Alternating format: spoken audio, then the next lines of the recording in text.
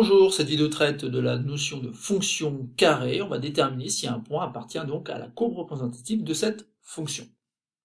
Avant de commencer l'exercice, un petit rappel, une définition, soit f une fonction définie sur un ensemble t de nombres réels, ça peut être R tout entier, mais ça peut être aussi R privé par exemple d'un ensemble qui est tout simplement l'intervalle a, b ici.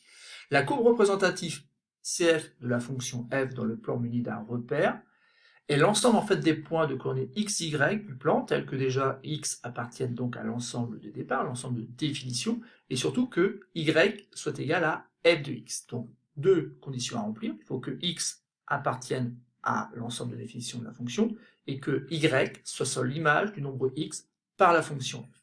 Et ainsi, point par point, on obtient la courbe représentative donc d'une fonction. Dans cet exercice, C est la courbe représentative de la fonction carré dans un repère, la fonction qui a x qui correspond à x au carré, et il faudra déterminer si les points que je vous propose ici, les points A, B, C, D et E, appartiennent à la courbe représentative de la fonction, autrement dit à la courbe C. Donc je vous conseille d'appuyer sur pause et essayer donc de vérifier avec la petite définition que j'ai rappelée avant, si ces points appartiennent tous à C.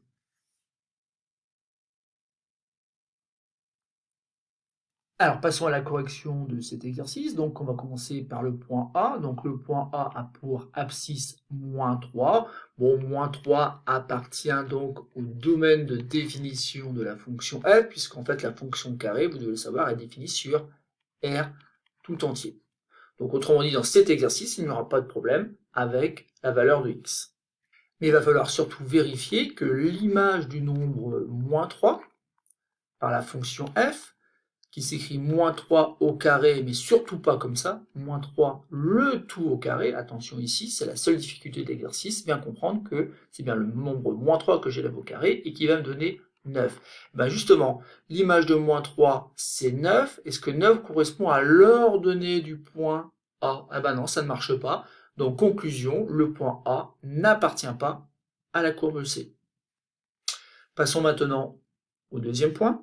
Là encore, bien sûr, 0,2 appartient bien à l'ensemble de définition de la fonction f, puisqu'elle est définie sur R tout entier. Il va falloir calculer l'image de 0,2 par la fonction carré, ce qui fait donc 0,2 au carré. Là encore, pas besoin de calculatrice. 0,2 fois 0,2, en fait, comme s'il n'y avait pas de virgule, donc ça fait 2 fois 2, 4. Sauf que comme il y a un chiffre à la virgule, puis un autre chiffre à la virgule, lorsque vous faites 0,2 multiplié par 0,2, souvenir de collège, et ben vous devez mettre deux chiffres de la virgule et vous obtenez donc 0,04. Et bien ils n'ont pas de chance, c'est pas la même chose que l'ordonnée du point B.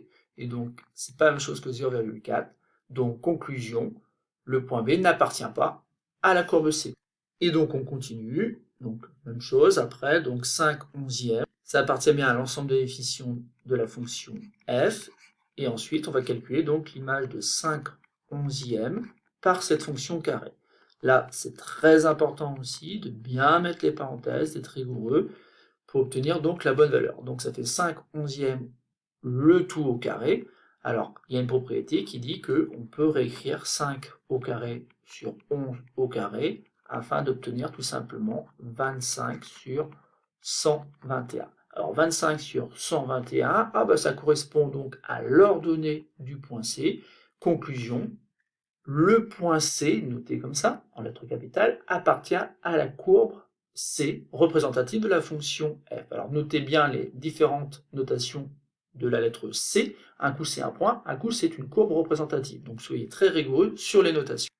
Passons au point D, qui a pour abscisse racine carrée 13. Racine carrée 13, bien sûr, est un nombre irrationnel, mais ça n'empêche pas qu'il appartient bien à l'ensemble des nombres réels. Donc en fait ici, racine carrée de 13 appartient à l'ensemble de définitions de la fonction f. Et maintenant, assez rapidement, on va calculer l'image de racine carrée de 13 par cette fonction carrée.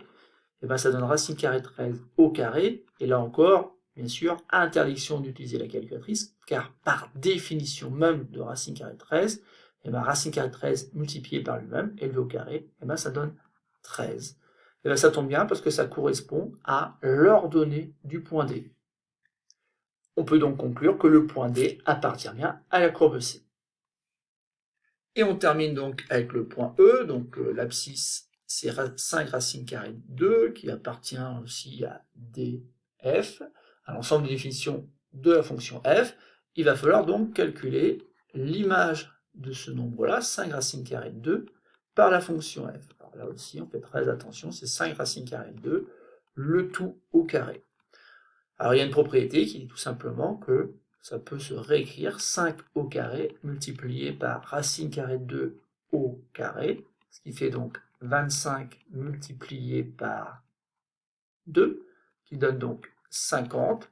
Ah bah oui, mais 50, c'est pas la même chose que l'ordonnée du point E, et donc conclusion, le point E, lui, n'appartient pas à la courbe C.